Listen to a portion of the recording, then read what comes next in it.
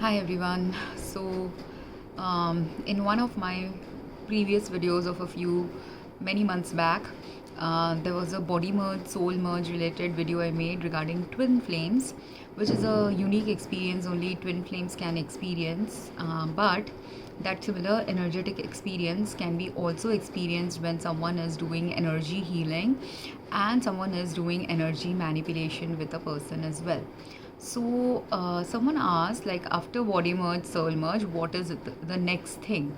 And in that, I want to talk about these three things that I mentioned here because there's a lot of darkness surrounding two experiences that people don't understand, and then people can get confused even if they are twin flames and are doing a lot of research work about twin flames.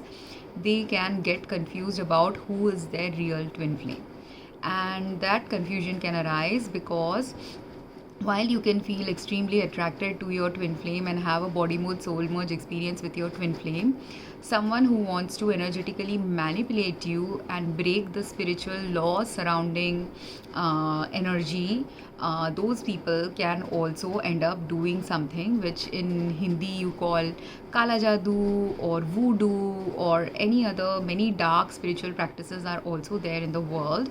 I'm not an expert at it, but I thought I should just give a little bit information about it to make people aware that you can have a false twin flame experience or a manipulated life experience where someone can energetically manipulate you into behaving very differently from how you are normally, and what you will be normally if you were in a balanced state, if you were allowed to just be your own authority within your own body.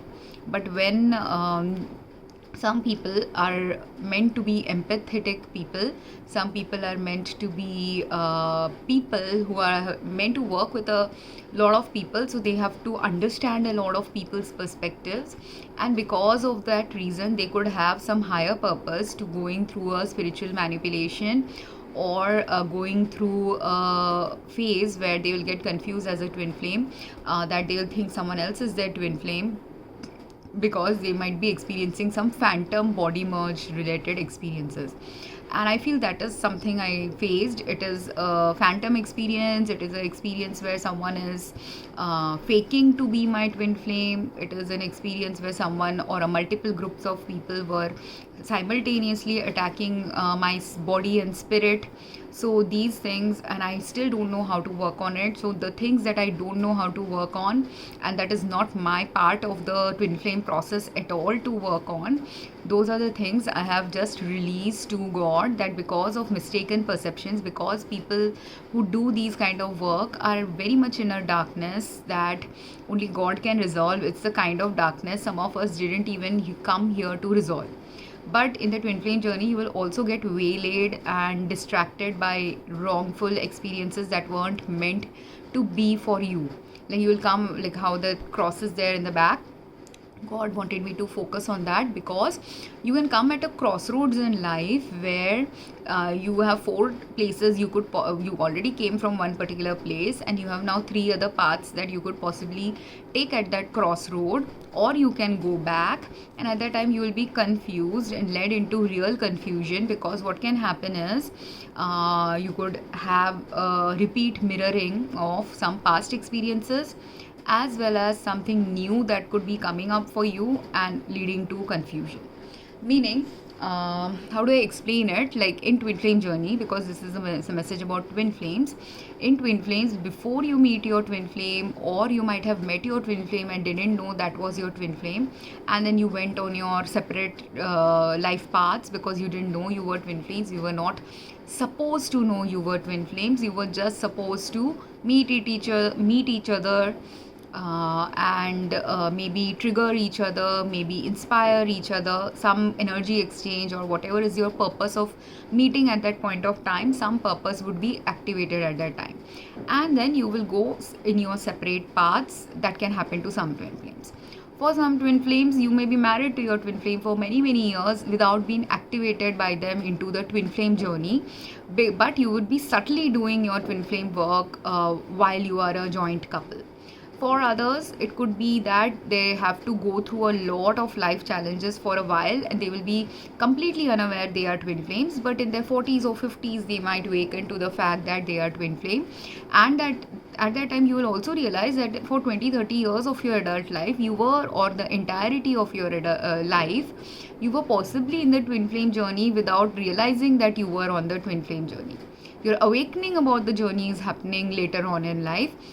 But understand, it doesn't matter when you awaken about your twin flame purpose or twin flame journey, or start getting some knowledge about the twin flame journey. You are always on the twin flame journey if you are a twin flame and you have been born on earth. And the awakening of it just happens at different time points of your life for different people, depending on their life purpose, their soul purpose, their purpose related to their twin flame journey. So some twin flame, one twin flame can awaken in their 20s, another can awaken in their 30s, another can awaken in their 50s. Someone can know about a twin flame concept in their 20, like you can see a video like mine and look at it and find it strange, or just simply watch it for entertainment and then forget about it, and then later on after 10 years or 20 years what you heard in that video might click for you. What you listened to, like for entertainment, maybe you listened to 100 videos of twin flames and then you forgot about it because after that nothing related to whatever you were listening in those videos were resonating for you. So while you forgot about it, that information was given to you in your 20s, so that slowly your mind would be processing it. Your soul gave you that information ahead of time, because every one of us is a different personality. So some people like to accumulate a lot of information at a particular point of time, and then slowly the information's value will be revealed to them over time of their life.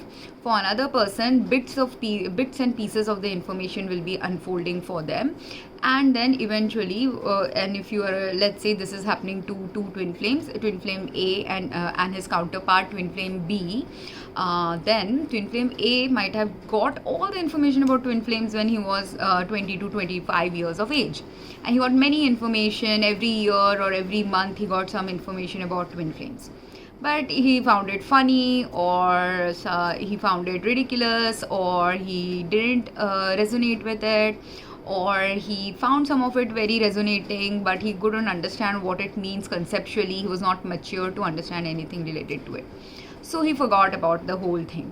And then from 25 to let's say 35 years he dated many people, and in that, because he's a twin flame and is going through a twin flame journey, it is possible then from 25 to 35 years of age, at that time point he is meeting all the things that normal twin flames are going to meet.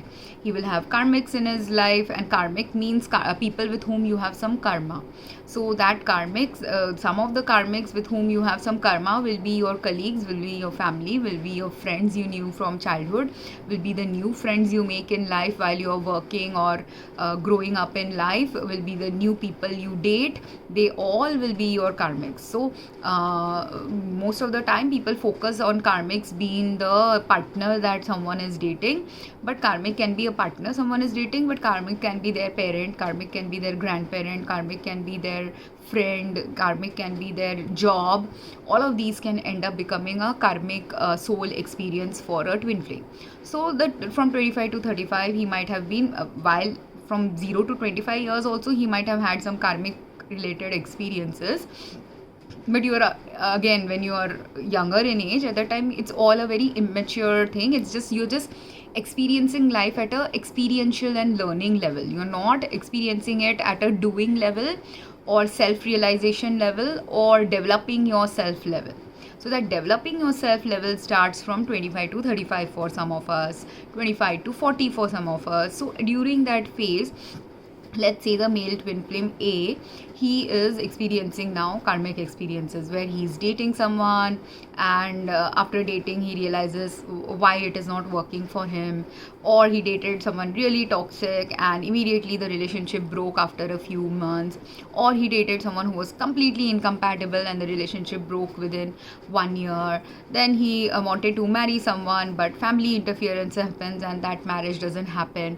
So like that, different karmic kind of experiences from different sources experiences will happen, or he wanted to marry someone and his friends interfered and caused something, or his partner cheated. So different twin flames will have all these different experiences related to relationship betrayal trauma, related to challenges of life. And this is just I'm talking about the relationship aspect, but you can have these kind of challenges in your professional work as well. Maybe I'll make a professional work related twin flame challenges in a next video. But in our personal life, when we are twin flame being a loving about love related journey, many things related to opposite of love will manifest in your life. And at those points, while he's not spiritually awakened to the twin flame concept, he has information about it, but it has not connected at the soul level for him. But what was connecting at a soul level for him, he was likely going through whenever a relationship breakup happened, whenever cheating happened, whenever interference with family led to breakdown of the relationship. Now, when interference with family or interference with friends happen to break down a relationship, it's usually a covert abuse like situation. That's why I've made the videos about covert abuse as well, because it's relevant. Everything is relevant. Everything I'm talking about in all of these videos are tied together, but for all of us it will be tied together in a slightly different ways.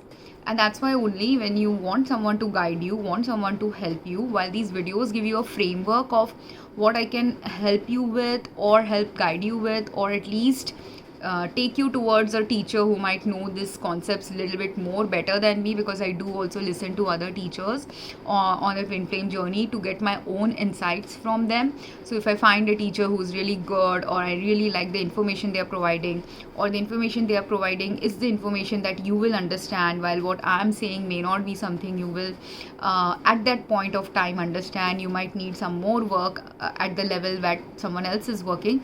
Like, let's say I'm teaching something that is a university level thing, and you are right now at the middle school level of twin flame journey. You need a middle school level teacher, right? If I talk about university concepts, it will be difficult for you. You will get to the university level, but it might take you 5 years, it might take you 10 years, it might take you some life experiences to finally get what I am saying about the university level thing, which that 4-5 years of life experience that you need, at that time you need a teacher of that middle school level, right? When I was at the middle school level, I have used those teachers, so I understand what value they brought to me. Or when I was at a even lower level, slowly, whatever level I was at, some of these teachers helped me in those levels. So I can guide you towards those teachers if that is where you need to go. Or if you are indeed someone who has to work with me, that I will have to get guided, you will have to get guided, and then if it connects from both ends, then we will end up working with each other, right? So that is one part of why I'm making this. Second part, I'm making it because I want to make the free videos on those for those who cannot connect to anyone, for those who are having a challenging life experience where for them it is hard to speak up their inner core to truth to anyone. So there are people who are like that, and I told the tale of my mother because of this reason, because my mother never complained or hardly ever complained about her abuse, her problems in life, but only via observing her, because she's the kind of person who never speaks up about her challenges, but by observing her and by gaining spiritual insights about her from the universe and other people like her is how I am finally getting a full picture about my mother. And I will get even better and better picture as I evolve better and better in life. So my degree of understanding of my mother will increase depending on the degree of evolution I have. When you are a 5-year-old kid, for you a mother is just someone who feeds you, hugs you, loves you, kisses you, sleeps with you in the same bed, reads stories to you. That is what a mother is. But when you are a 10-year-old, your mother changes, right? Because you have grown up, your mother is also growing up, both of which in combination will change the dynamics. And then when you're a 20-year-old, again it's a different dynamics. When you're a 50-year-old, again there will be a different dynamics between you and your mother. And at that time, when you are a 50-year-old and your mother is 70-80-year-old, your dynamics has to flip. Now you have to do the loving, kissing, caring, caretaking of your parent, right? The gender role has to flip, and that role has to flip slowly. If balanced relationship exists with your parent, then it will flip in a balanced way. But if the parent was very reluctant to be a balanced parent, or didn't understand their they also could have awakened to their roles, because awakening is also about awakening to your roles and purposes in life, simplest purposes also. So you could have awakened to understanding that how you treat a 5-year-old child is very different from how you treat a 10-year-old child, very different from a teenager, very different from a 20-year-old, very different from when the child is married, very different from when the child has now become a parent, very different from when you are aging and now you have become the child in the relationship, and the parent is kind of, the roles are switched. Even though they are still your parents, technically and partly, the person who's your parent is now your child at that elderly and final 10-20 years stage of a parent's life. So if your parent supported you greatly for 10-20 years, you will have the capacity to now support your parent for 10-20 years, because from those experiences only you learned how to support. Majorly you can learn from your parents. Sometimes if you don't have parents, you start learning from outside sources. Sometimes if you live in a joint family, you will not simply be learning from your parents, but you will also be learning from other people who are there in your joint family, who are parental role models for you. And sometimes if you are an orphan, you might be learning from not your parents, but from other people's parents, from other stories of parents. That is how you learn how to navigate now, how to become a parent.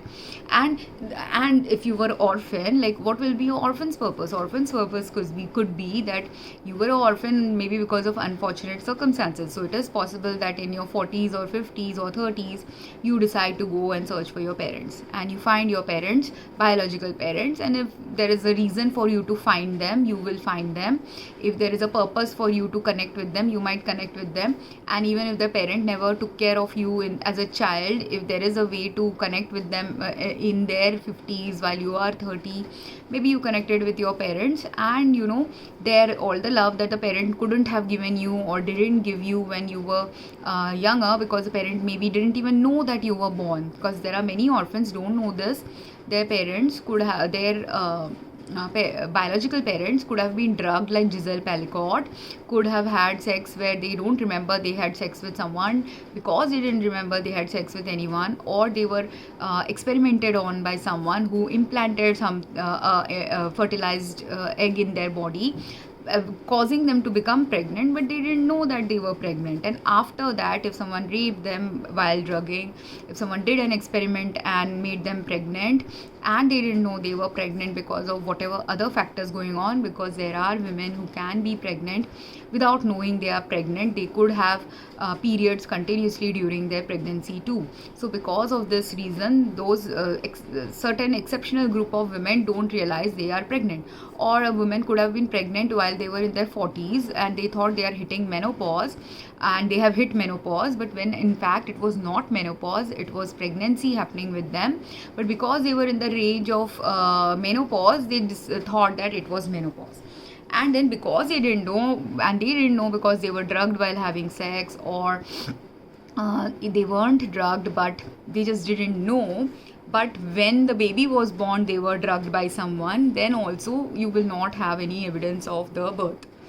So, and that birth, like some malicious person in people's like covert narcissistic abuse is like that. Like, while I don't remember I'm pregnant, it is possible that 3 people around me know that I was pregnant. And those 3 people around me know I was pregnant because either they were part of the experiment that was being done on me, or they knew that they had drugged me and used my body for sex and all sex trafficking related stuff.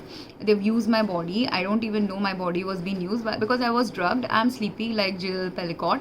And then let's say I'm pregnant also, I don't realize for some reason or the other I'm pregnant. I gave birth to a child. That also I don't remember giving birth to a child, because that time also they drugged me, because they know when I was pregnant, they know when I can give birth to the child. And both those time points, if they drug me, they can easily take a baby without me knowing. The baby can easily be put into an orphanage without the baby thinking that their parents have abandoned them, when the reality is parents don't even know that the baby exists in the world. That can happen to some kids. Some kids, the parents knew they were pregnant, but they were thinking they are pregnant only with one child. Now, and if they didn't know that they were pregnant with more than one child, and those children were born at that time, if financial difficulties were there, sometimes someone can sell their children. Sometimes someone doesn't have financial difficulty, but they are in an unethical place where they are giving birth, because of which their children can get stolen. The hospital will not tell them that they gave birth to two children, and might have taken one of their children and given it away for adoption, or put their child in an orphanage, or done something. So like this, there are many people who grew up really at an orphanage, like a orphan, who grew up in the streets, where someone malicious related to their parents discarded the child, could have got adopted by someone and knew that they were adopted, but they always wondered why they were unworthy, because this can trigger people to think, why am I unworthy? And these people also could be potentially twin flames, or potentially be in the awakening journey, where they have to awaken to a higher purpose. Like when Krishna was taken away from, there was a reason why Krishna had to be raised in nun's family, right? There was a logical reason, higher purpose related reason Krishna had to do that. So like how Krishna had to now stay away from his biological family for at least 20 years of his life, like that there are children who are meant to have that. And Krishna loved both his biological parents also and the parents who raised him. So this thing of learning how to love two sets of parents, that can be some children's journey. For some children's journey, having no parents to love them for 20-30 years, that could be part of their journey. And then they finally meet their biological one parent or both parent, or they don't meet their biological parents because the biological parents might have passed away, but they meet the siblings of their parents, or they meet their grandparents. So not sibling, yeah, they could meet siblings of their parents, they could meet grandparents, they could meet their own nephews and nieces, they could meet their own cousins or half siblings or full siblings, all of whom were away from that person's life for 30-40 years, but there was a purpose to that person not knowing about it. So this can also be a lesson related to love, a lesson related to karmic love, and this is also a karmic experience that certain twin flames will experience.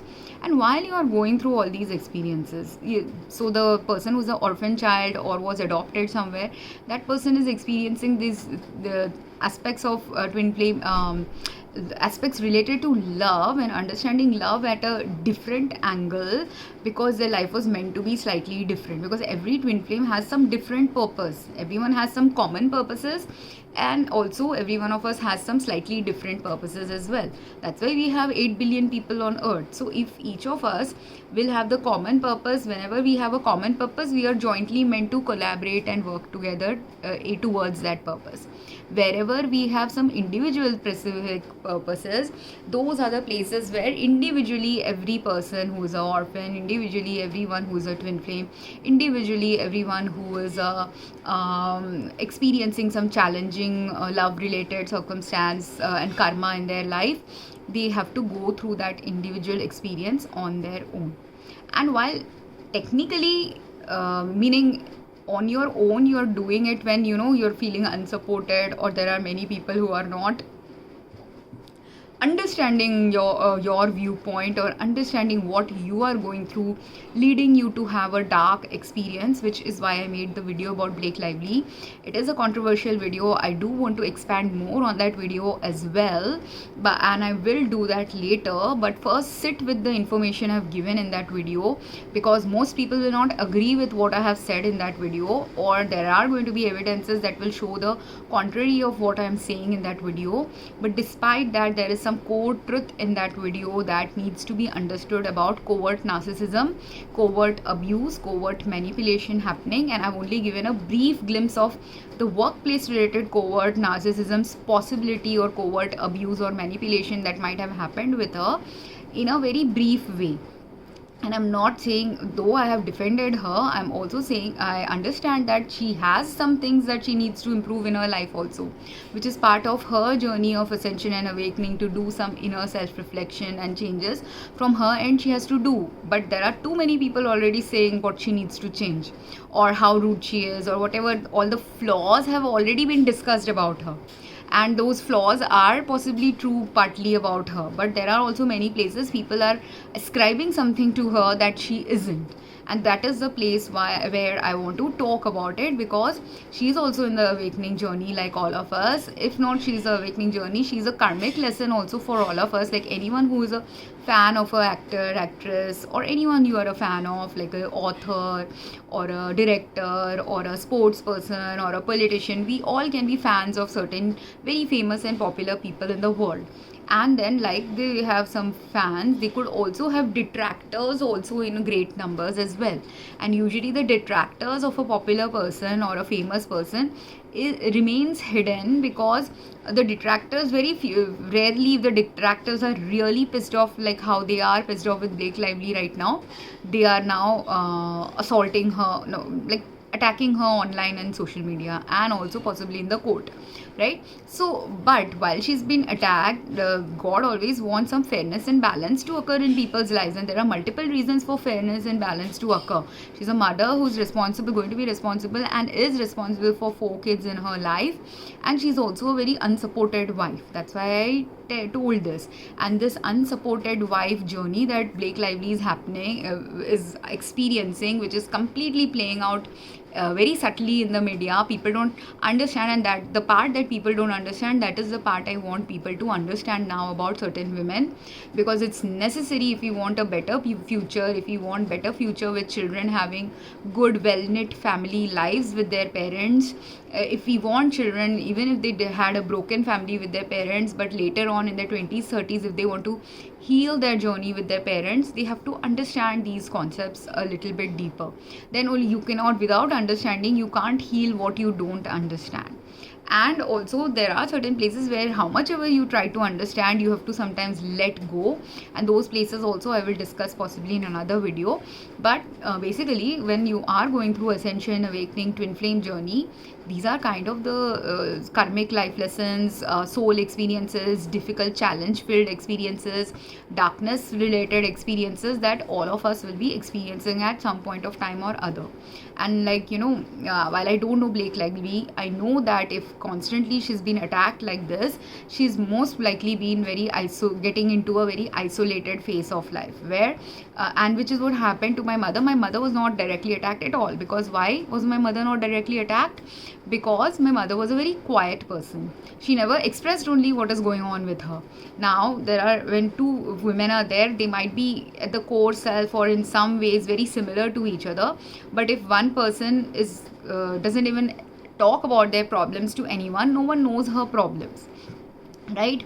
Or if she speaks about her problems, the problems are so complex, she doesn't know how to express the problems, so she keeps quiet about it. So that's why also maybe people may have some context about her problems, but they don't understand the deeper repercussions of what the problem is doing to her in her life. And while she's not talking about it, she was popular, but she was not that popular that she had millions of fans. Neither is she that outspoken like Blake Lively to give interviews or talk to people or be very authoritative, because Blake Lively is authoritative in some ways. Because firstly, Blake Lively is next generation after my mother. She's not the same generation as my mother. So because she's the next generation after my mother, if my mother's generation women were quiet about many things, our generation women, she's a few years only younger to me, so I can technically I am closer to her generation, but I am slightly half a generation apart from her as well. So I'm in between generation, between her and my mother's generation, right? So whatever it is, basically the essence is, I'm the next generation of my mother. Blake Lively's mother might be my generation, or in between me and my mother's generation, whatever it is, it's a half. When I'm talking about a generational gap, usually a generational gap will be 20 to 25 years could have passed to cause a real big generational gap. Whereas when you are only 5 or 10 years age difference from someone, you have half or a slight generation gap with them. Okay, so with Blake Lively, I have that slight generation gap with her, that we aren't the same age. And of course, there's a country related gap also, between cultural gap also, that is present between us. But because I have lived in US and I understand the context of life in US, I feel that I can speak about certain elements related to her life. And also because it is important for people to wake up that many women globally can have similar experiences, even if they have culturally very different cultural ways of living. They might have made some cultural choices that are very different from each other, yet there is a similarity in their experiences. And those similarities I will talk about. I didn't explain too much about it in my past video about her, and I will explain slowly when it is relevant. But the experience that she is having, that is a karmic experience she is now undergoing. At her workplace, she's undergoing some karmic experience. In her married life, she's undergoing some karmic experience. She's also undergoing, her karmics are also the fans or past fans who don't like her anymore, or those people who never liked her now having the space to talk about why they don't like her. And while they have every free will right to not like her or express what she's doing wrong in life, the thing is sometimes what people are perceiving as she has done something wrong may not be actually the reality of what she did wrong. And secondly, the places where she is also actually wrong, sometimes again, if you have compassion for the humanity of another person, you will realize with that compassion that maybe what she was doing was necessary for her to express it that way for a particular higher purpose reason. And once you understand that higher purpose reason, you will see that there's no need to have be really pissed off with her. Or even if you are pissed off, understand that there is a good way to give her some constructive criticism about where she is going wrong, and there is a bad way to criticize someone and just simply pile on anger towards them when maybe she doesn't deserve it as much as you feel she deserves it. Just because you heard someone's version of what went on in that set doesn't mean that that was exactly what went on. Or just because you have heard the other person's version but you're unwilling to listen to Blake Lively's version, how will you find the right middle ground if you don't know what actually transpired from Blake Lively's side as well? Because in the Justin Baldoni thing, Justin Baldoni might be very right in being a very nice guy and he's falsely accused, but who is the accuser of him? Is it really her who is accusing him about something, or is it her words that were twisted and manipulated to make it into a big media thing now, which it wouldn't have happened if something else related to her was not going on, which was her karmic experience. Looks like I have to explain Blake Lively in this video. So in her karmic experience, she was having a very karmic she has a very karmic relationship with her spouse Ryan Reynolds. And initially when I used to watch her interviews, there's a first interview of hers I had watched after, and I'll post all the interviews that I've watched in the past, and they came up in the present for me to discuss about her. So in one of the interviews, I think it was a Kelly Ripa show, where she was very you could see that she was very happy at that time point in her life. So when she was I think in the first few years of marriage with him, I had believed at that time that they were possibly soulmates. And at that time, their relationship was possibly like a soulmate relationship where they had good compatibility, where they were in love with each other. And she is always like, whenever I look at her, I see that she's very deeply in love with her husband. But her husband has some attachment issues, and because of which I feel he doesn't deeply love her. While he tells very much charming things about loving her and their kid and everything, but he technically doesn't love her. That's why only she is so unsupported. And not only does he not love her very deeply, he is very deeply insecure about her relationship, their relationship, because she's very beautiful, because she's younger to him by many years, because he has his own insecurities that he hasn't healed, because of maybe she could have a very good attraction quotient with other people, when other co-stars, when she's acting as an actress, and those attraction quotient that she has with other people, he is jealous of that. So he doesn't want her to have that attraction with other people, or not even attraction. If there's zero attraction, but it's more like a camaraderie is going on where other people are liking her for who she is, or he just gets insecure that she's going to leave him. And because he gets insecure that she's going to leave him, that's how he has become involved in her work in this Justin Baldoni case. And that's why a case has also been filed, because while she possibly didn't even know that a case was going to be filed, or while her media person or someone she trusted told her that what that case is going to be is about just getting some justice about the problems she was facing on the set, whereas what it turned out to be was some entirely false narrative of a case could have been filed against her. This has actually very interesting thing that happened with a friend of mine, and she wanted to she told me a ex version of what was going on in her marriage. And after hearing her ex version, and she said she's going to file for divorce, so we had called a lawyer. I paid for her lawyer, and that lawyer's office sent an assistant to get the version of the story of her marriage. Now, the version of story that my friend told me on the phone, the version of story I heard in person when I was meeting my friend, that version was nowhere there in the big case report that the girl was filing for her. Meaning, like, she was an assistant, she was a paralegal, or I don't know in India what are the terms and everything about the lawyers. She was basically a lawyer's assistant who had come to take the information about what to file in the case.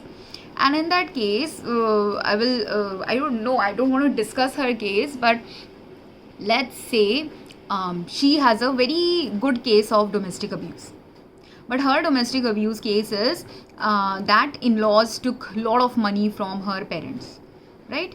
Or let's say there are two women. There is one woman who has an in-law whose in-laws demanded a lot of lakhs of money from them. And this is also a karmic marriage experience of twin flames or people in the awakening journey. And let's say there is another woman who has not in-laws demanding money from her, but her spouse over the period, like after 10 years of being married also, every year spouse keeps demanding a lot of gifts, a lot of money, a lot of something or the other from the in-laws. Now, in case of Indian law, for dowry, when during marriage something is demanded from the in-laws, that comes under dowry, that gets prosecutable under dowry, and for that people can report about dowry. There is some law that addresses when a person gives crores of rupees in the marriage to a woman and her spousal family, that can be considered dowry, right? And you can prosecute on the basis of that. But there is a gray zone where now you're married for many years. So does it come under dowry or not come under dowry? I don't know. But when demands of money are coming from the spouse, every year he's asking, give me 1 lakh rupees, or give me a car, or repair my car, or give us a home to stay, and all these, while initially the parental family might have done, this is our daughter, so we want to let her have a comfortable life. So they gave for the first few years whatever the in-laws are demanding. If they demanded 1 lakh, they gave 1 lakh. If not in-laws also, let's assume it's only the husband who's demanding. In-laws are not in the picture only, like the in-laws have passed away. So there's only the in-laws have passed away, the wife only lives with the husband, and the husband is constantly demanding. Like, let's give 1 lakh. This first year of anniversary, they gave 1 lakh. Second year anniversary, he wanted a car, they gave car. Next year anniversary, he wanted a house, they gave house. Next year anniversary, they want a business loan, he gave business loan. So like that, the father has given many every year, something or the other. And after 5 years, the father can't give any more, because that is all the earning capacity he had. Or even if he has some earning, now he has to also look about his old age. So he's decided, and he can see that this is a greed rather than a need that is driving the son-in-law to ask for more money. So he has to set a boundary, because that is what a normal human is supposed to do. You're not supposed to be milked and fleeced continuously by someone. So you have to set some boundary about it. So he set a boundary. When he has set a boundary now, and he's saying he's not going to pay anymore, if the spouse is now abusive, what will happen? Now it is not only firstly, I don't know if Indian law recognizes that constantly if you're asking things from the girl's family all the time, it should be recognized as part of dowry and abuse. because it's also form or financial coercion. Some different terminology related to fairness in law has to exist, because there are people who will continue fleeching money from the in-laws, and that gray zone needs to be addressed. I feel this gray zone doesn't get addressed, where son-in-laws are constantly asking and demanding things again and again and again from the wife's family. That is one thing that needs to be addressed. Second thing is and demanding in a greedy way, because the son could have like 50 lakh salary a year, and with a 50 lakh salary a year, if you're constantly demanding 1 lakh this, 2 lakh this, 10 lakh this, it is a greed only, right? Because if with 50 lakhs everyone can live very comfortably in India. It's not a very hard thing to do. With 50 lakhs will hardly, he's not even spending possibly 50,000 a month in his monthly expenses. So 50 lakhs is mostly sitting waste only in his life.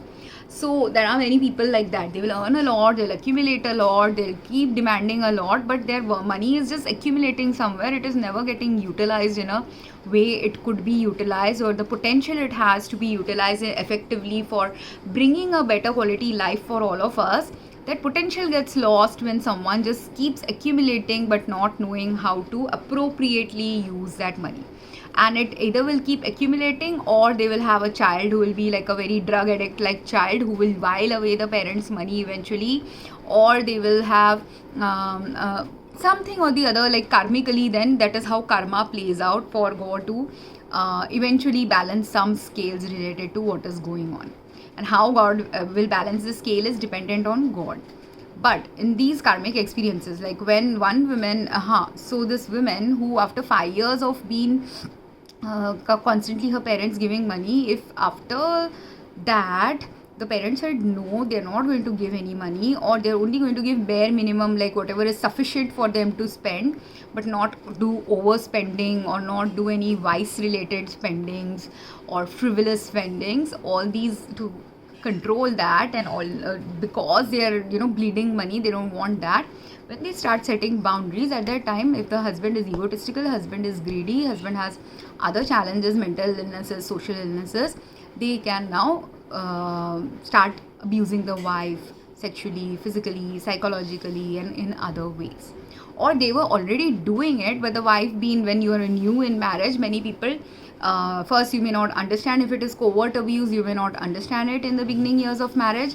If some overt abuse was also there and you try to talk about it with your family, they may not understand that someone could be that cruel.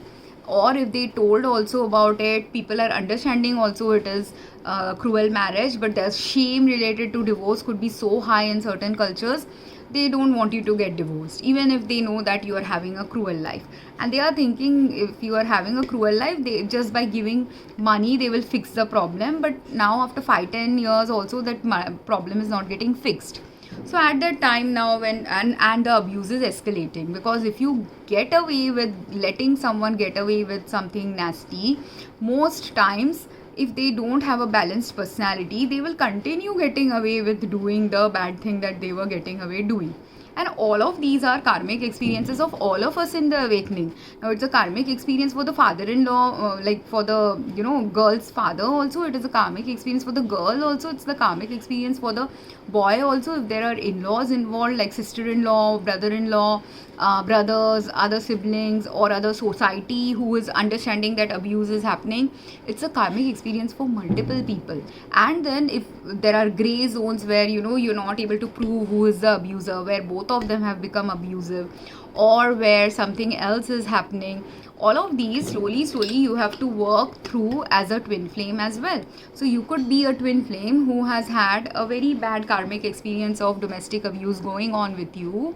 You want to file a report, and while filing a report, now this girl says that what actually, while it's very easy to file a report of a domestic abuse or dowry related thing, where a girl went and married someone, and on the day of marriage they had demanded 5 lakhs and car and jewelry and all these.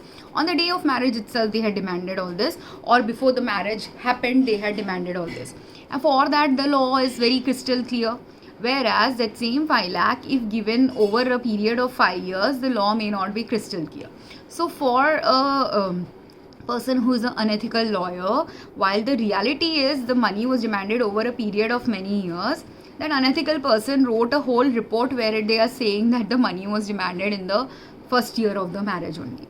So that is where now the problem is. Or she has said something where if they have no in-laws, the law report is saying that they have a in-law.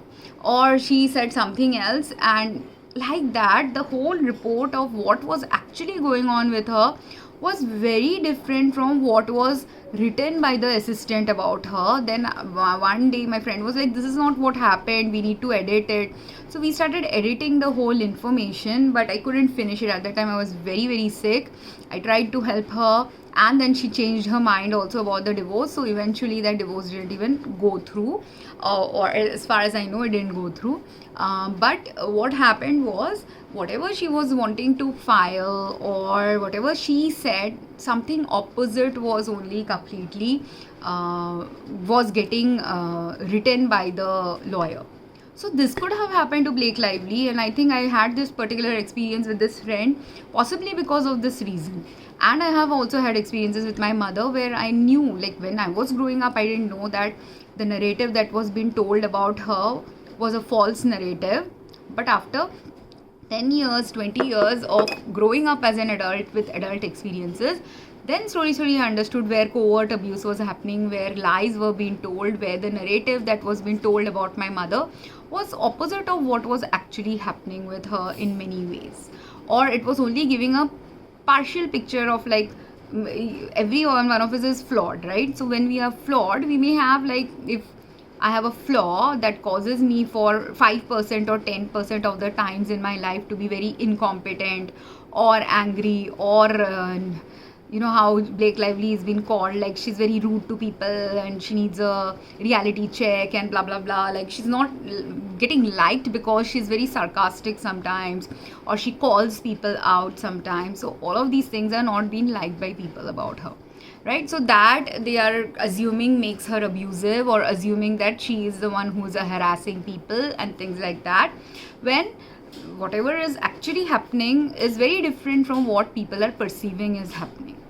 And then if she has narrated now some incidences like this about her workplace, again someone else completely perceived it very differently, or because they are greedy lawyers, they not only they deliberately perceived it as different. Like what was happening possibly was workplace harassment or some manipulation related to workplace setting, where workplace was not very comfortable for any of them. None of them enjoyed working with each other possibly, or even if they enjoyed working with each other, there were parts where they enjoyed, because I didn't see anything in any of the videos where it showed to me that any harassment between these two actors were happening. Okay, but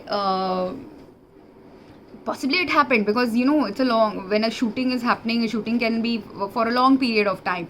So things like how in a marriage, in the initial years of marriage, there are so many people who have a very beautiful rosy type marriage for the first 2-3 years of their life, and then that rosy marriage breaks down in the next 2-3 years, and then it breaks down further into a toxic or abusive marriage in the next 10 years of their life. That can happen to someone, right? So how something very beautiful can slowly transition into something not so beautiful, and then transition into something really toxic. Like that also in a movie shooting that can happen, that initially the camaraderie was okay, initially things were okay, and then some manipulations and other things ended up destroying many things that were good or great into something really bad or worse.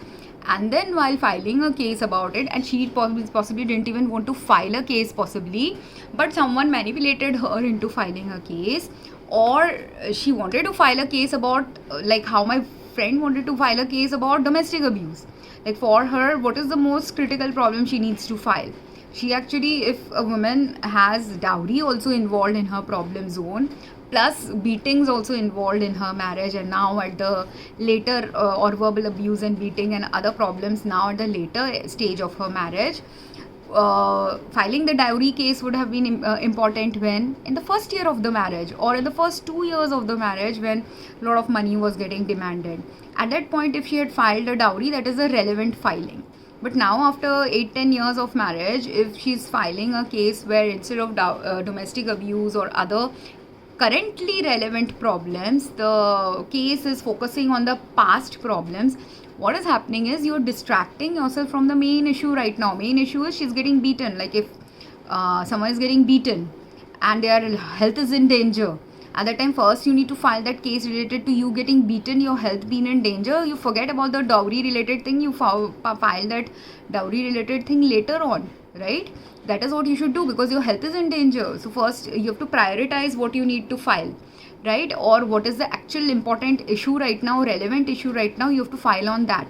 But instead of filing that it is a domestic abuse that is going on, or her health is in danger that is going on, they are focusing more on the money, and a money that and telling someone is taking money from her, that person who doesn't even exist in her life.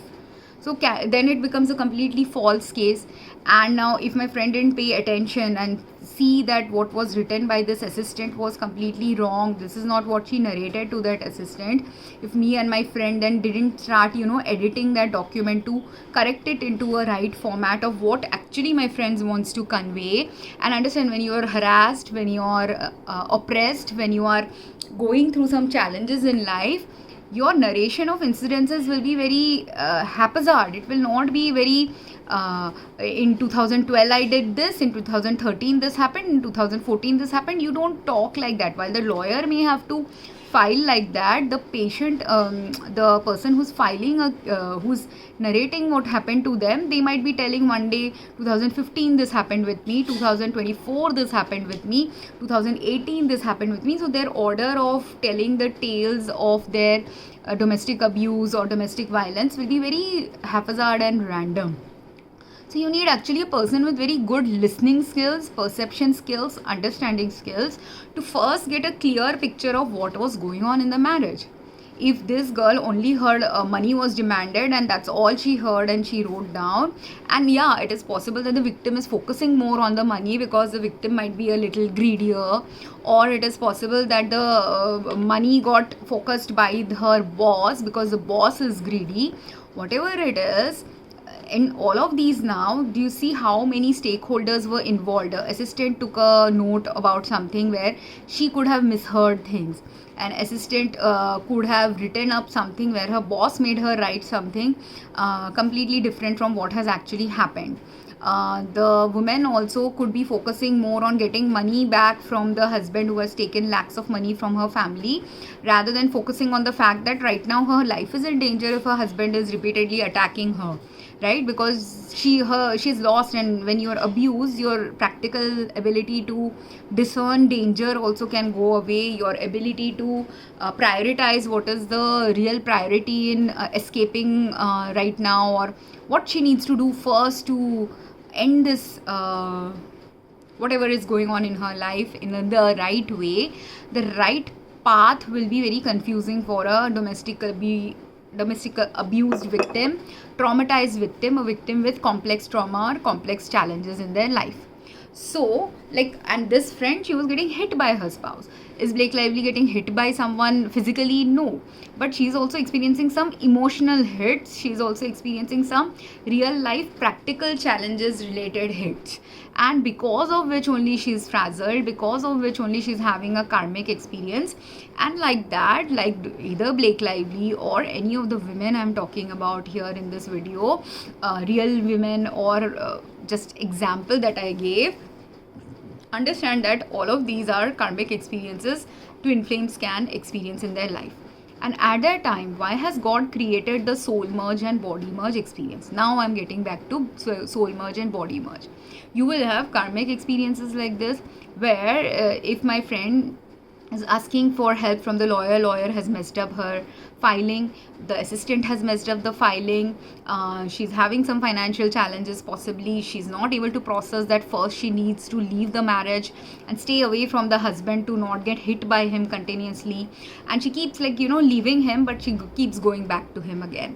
So that is also a problem of many women, that they will leave a toxic marriage but they'll go back when they don't find a better solution emerging when they left the spouse, or whatever solution is emerging. If there is some ego involved, then also they will go back. If money is involved, like if she runs out of, what she does is she leaves and stays with a friend until the time the friend is patient with her. She lives with a friend, but the moment something happens with the friend, sees that she's overstaying her welcome, then again she goes back to the husband, or she goes to a friend and fleeches money from people, because she's now made the abuser pattern also of using it. She was a karmic also in my life. Her karmic thing was, she was telling a tale which is related to abuse, related to what my mother has also experienced or other women I know in my life has experienced, but she wants to use a domestic abuse tale to fleece money from me or other things.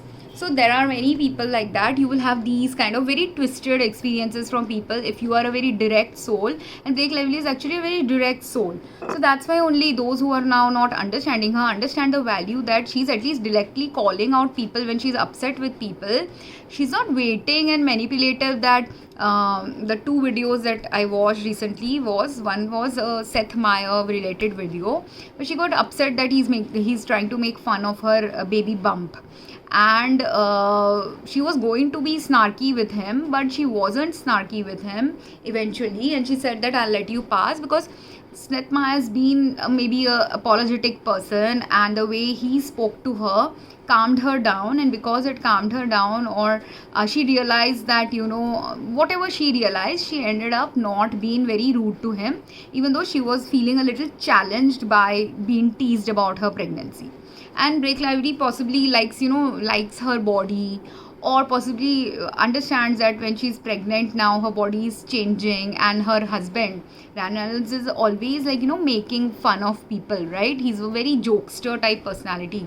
So if her husband has been cracking jokes about pregnancy with her, or not just her husband, now if her husband is cracking jokes like that, husband plus his group of friends could be cracking jokes on her, or her own friends could be a little bit like that. So the company you keep changes your personality also. So if you will see Blake Lively in before she met Reynolds, and in those interviews, or before she became pregnant the second, third or fourth time, in all those interviews in previous to all those, she used to be very polite, very nice, very affable, and not snarky at all. But if she is hanging around with snarky people who make jokes at her expense, and while she has let it slide for many years of her marriage, eventually if she's been made fun of just because they think she's a very simple person, or they are making jokes because they can get away with saying whatever to her, now the emotional toll of it is happening. It's like a psychological games are being played with her, which is slowly building up on her, and she loves her husband, right? So if her husband does this to her, or her friends do this to her, or it's a group of people who make jokes at her expense, or are treating her a little poorly for some reason or the other, so she's feeling very isolated and unsupported, which is her karmic experience of ascension and awakening too. And in her karmic experience, she's now getting more and more isolated in life, more and more no one there to support her with the thing that she's going through.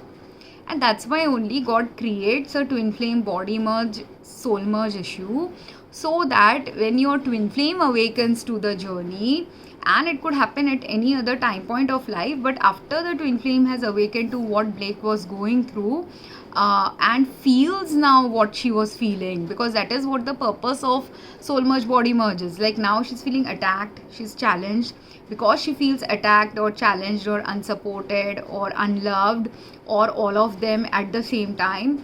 When that same experience that she's experiencing in some personal life off the camera is repeating as an experience on camera when she's giving interviews, at that time, while in personal life, if someone is a Virgo, they are very careful in their personal life with their friends and family, and want to suppress things with their friends and family. But the moment there is a softer person in front of them, they feel comfortable enough in front of that person to show now their because Seth Meyers should actually take it as a compliment that he is actually a guy in front of whom she could express her displeasure. Whereas if she expresses that same displeasure in front of her husband possibly, or her mother, because in one of the interviews she mentioned her mother also, or her friends group, or all the people that she knows, in front of those people, if she expresses this snarkiness, they don't allow her to be her true self.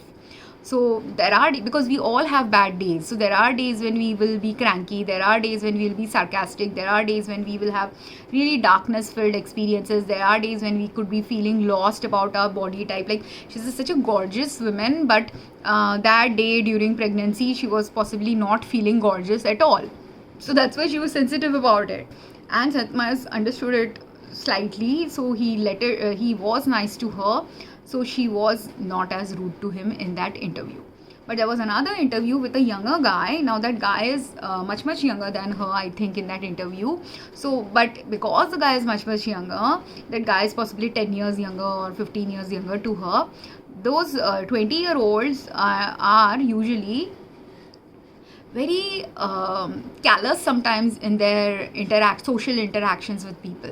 And why are 20-year-olds like that? Like, I will tell you, I had an ex who was many years younger to me, so who would be very close to the same age as this guy, so they would be possibly the same generation.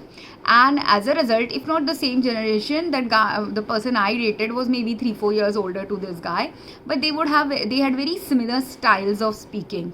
And that style that this guy is using, everyone is like, oh, this guy is so nice, or everyone is defending this guy and again villainizing Blake Lively in that interview, all because she's calling him out for not getting her something during the interview.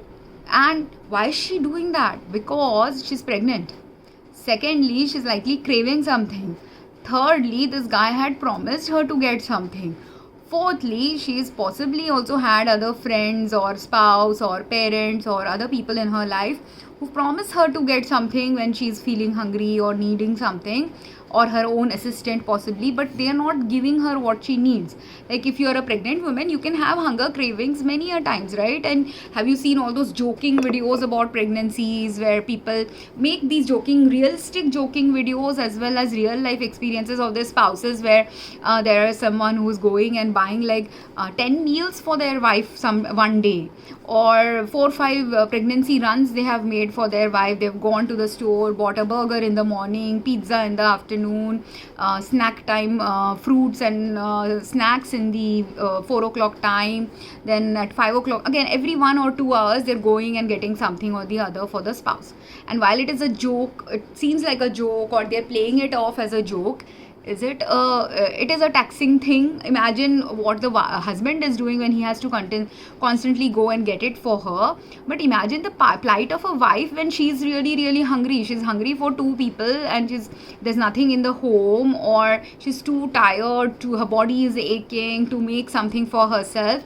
And then if she doesn't have a good, let's say she doesn't have a stable, like actors, they travel also a lot.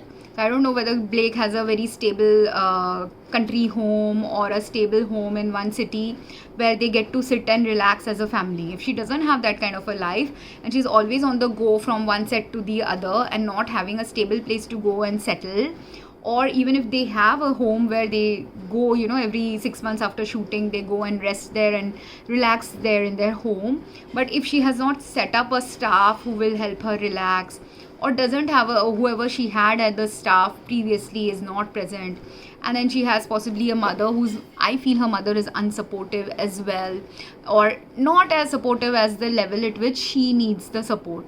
So whatever is going on with her now, what is going to happen again, that spillover is happening with this guy, that he is representative, like how he's talking to her was possibly very mimicking of how Blake's mother possibly talks to her, or her husband, mother and some friends group talk to her that way. And she feels unsupported, and that's why she gave the excuse also, like, if you really cared, like caring is like bringing these box of cookies. And then because he was not giving her, he wasn't ready to give her an apology. And that is the problem with some people. They just decide that I didn't do anything wrong because it's my choice if I want to get her something or not. And yes, I promised to get her some snacks, but I didn't get her, but so what, it's my choice. And that's why he's not apologizing. But is it something wrong when you have promised something and you are not delivering it? That is your choice, that you have a choice to refuse to get something even if you said you are going to get it for someone. But it is also this is the part where other people now have to wake up. Those who are supporting this guy, they have to wake up that you promised something. If you didn't promise something, she would not have the expectation that you are going to bring her a cookie. What if she was very considerate about him, meaning let's say their interview was at 2 o'clock in the afternoon and she had a shoot until 1 o'clock, and then she drove from her set to come at 2 o'clock to be on time for the interview. Now, because he said that he's going to bring food for her, she decided to skip her lunch. Let's say she did that to be on time there at 2 o'clock.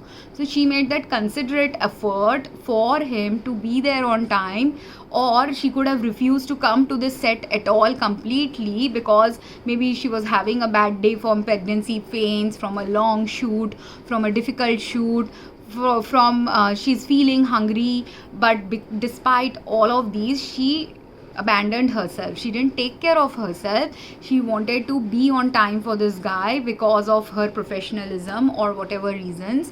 But then the fallout is where she abandoned herself by not eating, taking 5 minutes to eat some food, or taking half an hour to eat some food, or realizing that it is okay for her to be 15 minutes late for this interview, or to refuse to come to the interview if she's not feeling well and is hungry and is going through a rough day.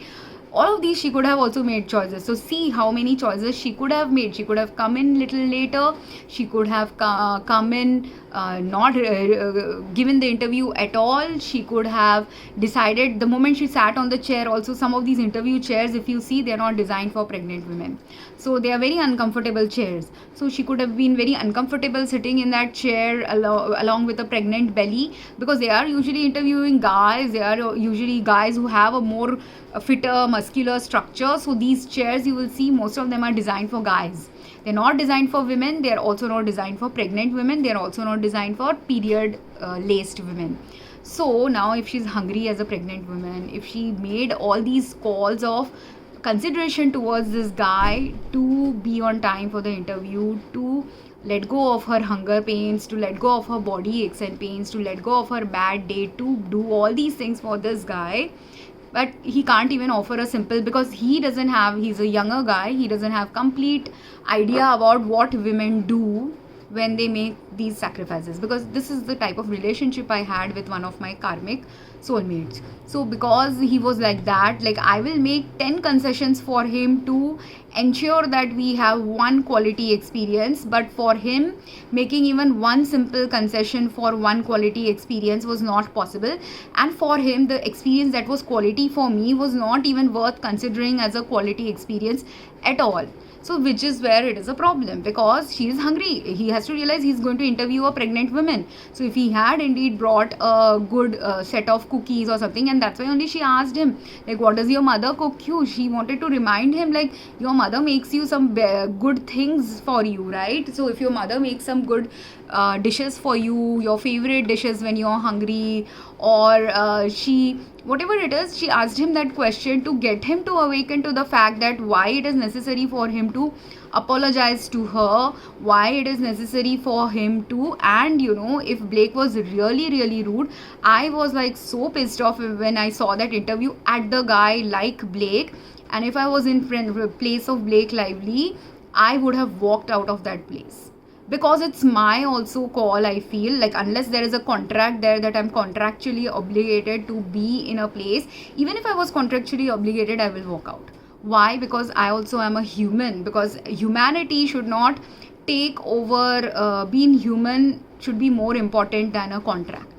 And this is where I want people to understand certain things. Why being human is important, being humane towards her is important. Imagine if you were pregnant, you had a long day, you were having back pain, you made 10 considerations for someone to be at an interview where you don't really need to be at that interview.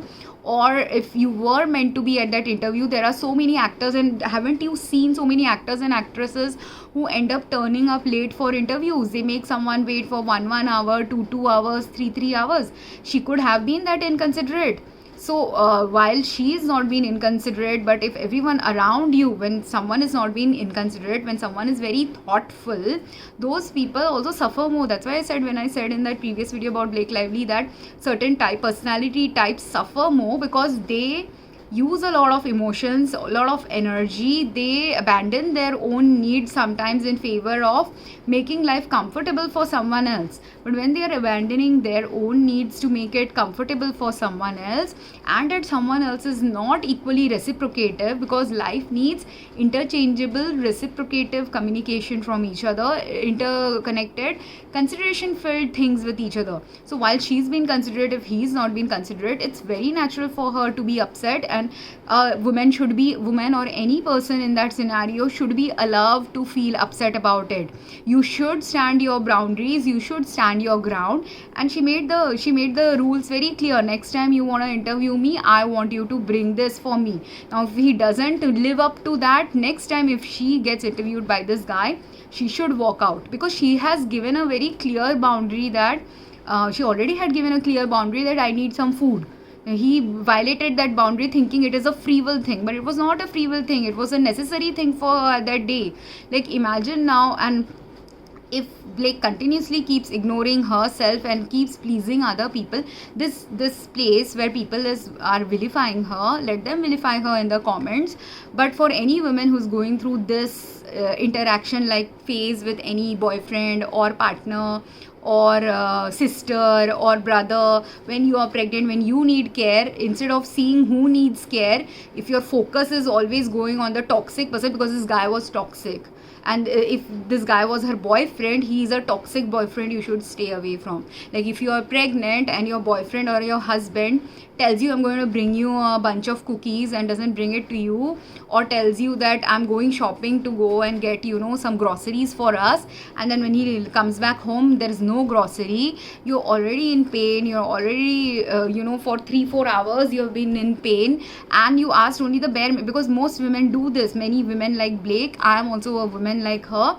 I do this where I will do 10 considerate acts, and after 10 different considerate acts of thinking, doing, being some way, where I will only ask you to do the barest minimum that you need to do, which is like, if I need grocery, please at least get me grocery, or if I need this, the whole kitchen is in a mess, but I'm just asking you, can you throw away this big bag of trash? I'm only asking you to do one thing. But instead of doing that one thing, and a thing that I asked someone to do possibly 3 days back, and in those 3 days I didn't visit their home because I had a separate home to live, and I'm coming back in 3 days also, that same trash hasn't been moved. So then does it become a problem zone? You have 3 days in 3 days you don't even have 10 minutes energy to pick up trash that you have collected in your own home, that will make it unhygienic for you if you keep breathing the bacteria and other accumulation of the trash in your home. That minimum thing you are not able to keep your home hygienic for yourself, for your guests, for the people who will have sex with you. So that guy, if I refuse to have sex with that guy, am I doing anything wrong? Is he going to, if he can't keep his home clean, is he going to keep his body clean?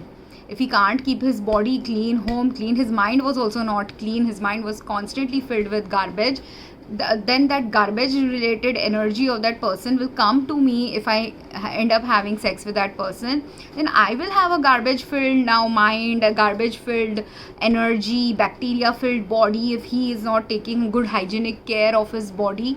All these things are problem zones. So that's why the universe naturally, during the time I was dating him, I was at the niceness level, he was like this interviewer guy who promised some food and didn't bring some food. But at the jokester level also, he was like a Seth Meyer type guy. So very well liked guy by everyone. But just because you're well liked doesn't mean I have to like you enough to want to sleep with you or want to have a future life of a progeny. Like imagine if I sleep with him, I have a baby like him now, or half his genes, where no work will be done, no support will be there. Constantly I will have to keep being considerate while that person will not be considerate.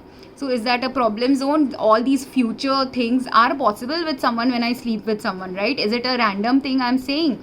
If I sleep with X person, if my condom fails or my birth control fails, or for whatever reason I end up becoming pregnant at that time, and I know all these red flags, which is a red flag for me because I'm tired.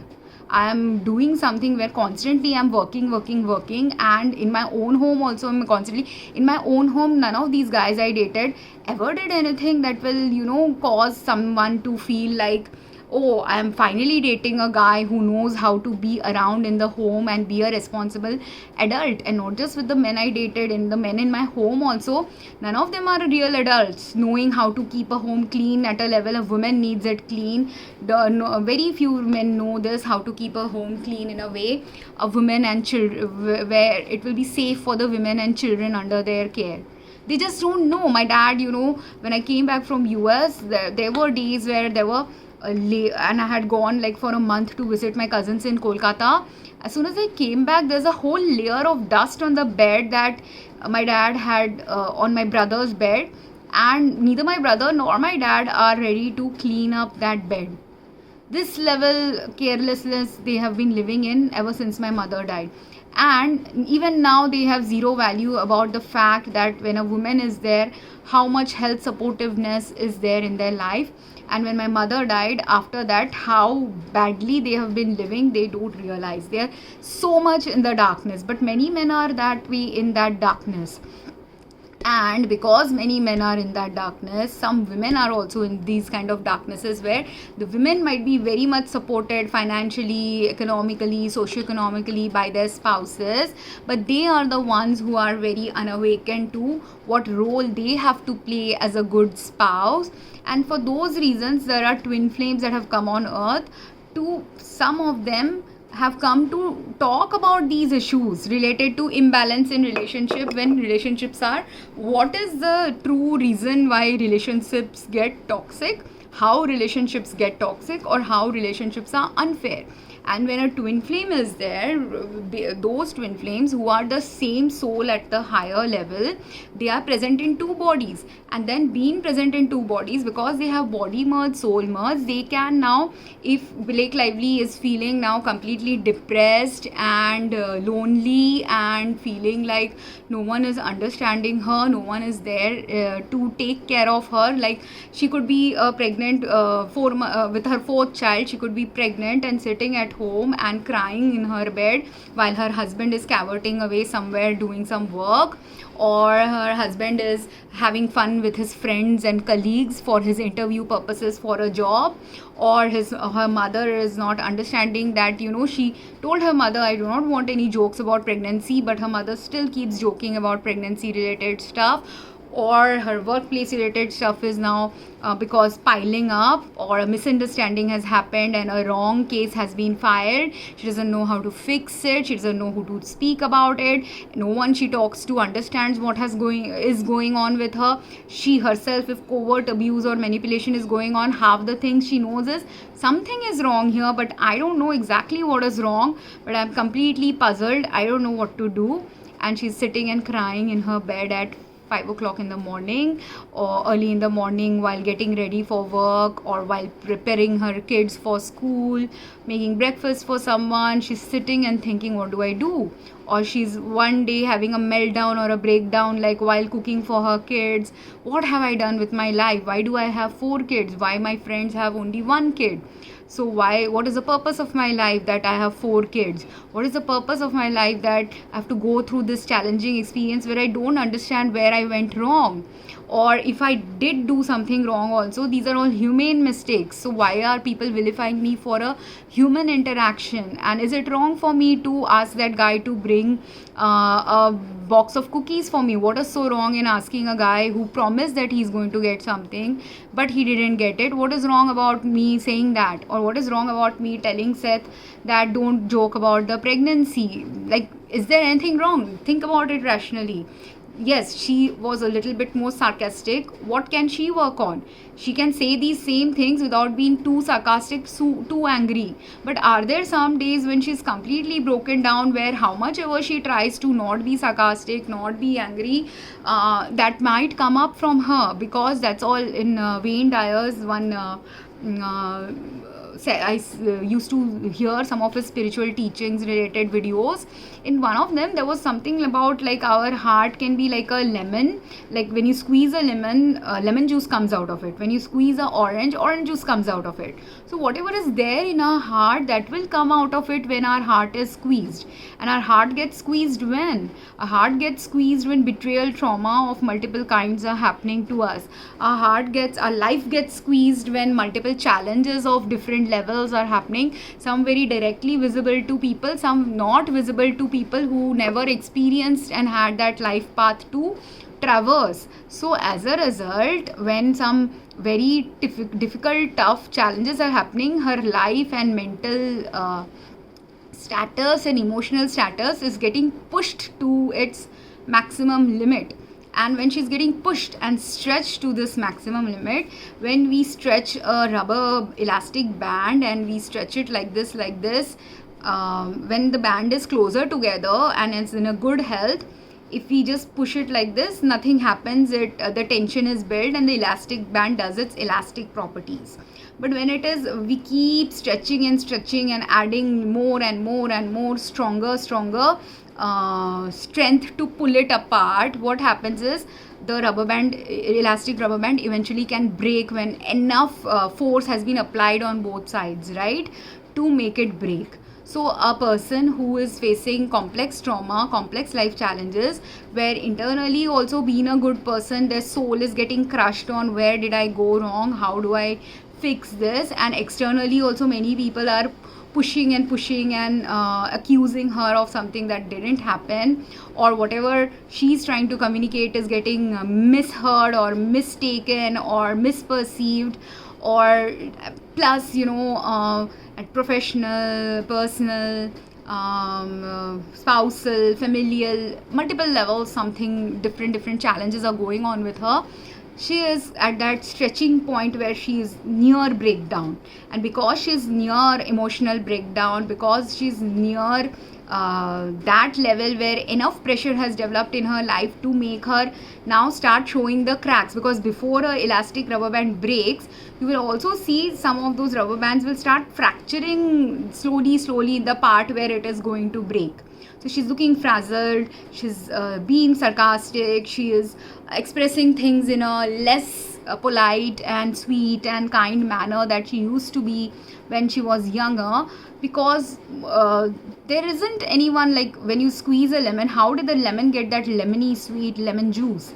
The lemon, in order to have that lemon get that not sweet, sour, lemon is sour, orange will be sweet possibly, or sweet and sour, whatever stage a orange is in, whatever stage a lemon is in, if we love the sour taste of the lemon or the sweetness of an orange, that orange will get that sweet taste when it has grown first in good, nurturing, thriving conditions. And you will see also like the oranges that are grown in really wonderful conditions in an organic farm with real good caretakers raising the orange in that orange farm, that orange will taste sweet, delicious, nutritious, will satisfy us, will make us feel healthy.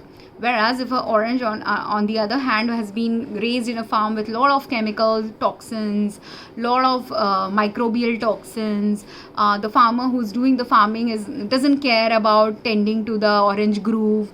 So all these are going on in that farm. There the orange that you will get from will taste nasty, may not taste sweet, may taste bitter, might be very toxic in taste if pesticides have got laced in it, or if bacteria and fungus is growing it because the farmer didn't carefully even pick the right oranges to sell to his customers. So he gave all the rotten and good oranges together to the customers. So now, some oranges are good, some oranges are bad. So that is what is happening to Blake Lively. Someday she's not been caretaken. She could have been also very sweet orange, very sweet personality, very kind personality to everyone. But for her to bring that sweetness in front of everyone, part of it is her own thing. The orange also needs to have the capacity to know how to draw good nutrients, how to make beautiful orange, sweet tasting, right, flavored. Orange has this particular scent also, right, that citrusy scent. All of these things that internally the orange also has to do, partly orange has to do, which is about the orange trees capacity to produce good beautiful oranges, sweet scented oranges. Part of it is the tree's job, but the other part is of the nurturer's job, of the circumstances of the tree's life. So if air pollution is there, air pollution will impact. Water pollution is there, water pollution will impact. Low nutrients are there in the soil, that will impact. How the farmer does the farming, that will impact. When the farmer does the plucking, what is done with during the plucking, that will impact. When it is sold, what the retailer also does, that also impacts in the modern world. In the end, what is going on. And here in this Blake Lively story, the retailer is the people who are making news stories in the news media. They are the retailers who are packaging the orange like story. Like everyone thought Blake Lively was a very sweet orange like person, but now she's turning out to be a bitter orange like person, or a very sour orange like person. So instead and then while actually she's very sweet, or she's partly sweet, partly bitter, partly sour, everyone is focusing on her bitterness or sourness, and everyone is forgetting about her sweetness. And that's why I'm talking about it. And also in that, where she can be sweeter, but she can only be sweeter when the packaging done to her, like if a person packages the orange in a wrong way and some chemical reaction happens to it while it was being packaged and discussed by everyone in the media, at that time that bitterness is now even rising more and more, because lots of negative energy is going towards her, right? And some of it is justified negative energy, but some of it is also very unjustified energy towards her. So this thing people need to understand, and which is a karmic journey of Blake. And in the twin flame body merge soul merge journey now, if at 5 o'clock she's sitting and crying and wondering what to do, if every week she's crying and having a meltdown about either one day she's having an anger issue, one day she's having a crying issue, one day she's feeling really sad now, not understanding what to do. So and like this whole saga has been playing in her life for, let's say it plays in her life for at least a year. So every month, something different could have been happening where she was really, really lost. And while to the rest of the world, she's still that gorgeous Blake Lively, or she's still that good looking women, or the smart, like some will see the smartness of her. Like everyone is seeing a different version of her. Some might see her smartness, some might see her sexiness, some might see her motherhood related capacity, maternal instinct, some might see her as be jealous of her because she has Ryan Gosling as a husband, some might be jealous of her that her co-star and her had a good chemistry in the movie. All of these people are seeing her, projecting something on her, making some impressions about her, thinking something about her, bringing some energy into her life that she's not able to process. And when she's not able to process, she's overwhelmed, she's sarcastic, she's sad, she's depressed. And at that time, if 99% of the world or everyone in the world is not understanding her, or at least the people around her are not supporting, understanding, giving her the humanity related encouragement, where she's doing well, what she needs to change, or how she needs to change it, or she's going through a challenge where she doesn't know how to fix the problem that has cropped up. All these things are going on, and she's feeling all these varying emotions and physical experiences also related to pregnancy or motherhood also she could be going through. So when you have a body merge, what will happen? If your body has merged and you are, if she's pregnant mother feeling her back pain and she's a twin flame, her twin flame will feel her back pain. And if her twin flame becomes aware that he is her twin flame, he will not only feel her back pain, he will send her the healing energy necessary so that they don't feel that pain jointly as two bodies experiencing the same thing. Because they are two bodies, they can experience the same thing even when they are never connected to each other. So her twin flame could live in a different country and completely have a very separate life than her, but he could feel her pain even if he lives in a different country, simply because they are twin flames. They've had a body merge soul merge experience, and the higher purpose of that body merge soul merge experience for someone who is really overwhelmed and having a hard life where no one is understanding their pain, at the time God has sent this twin flame to share their pain, twin flame to understand their pain of their journey, twin flame to empathize with them.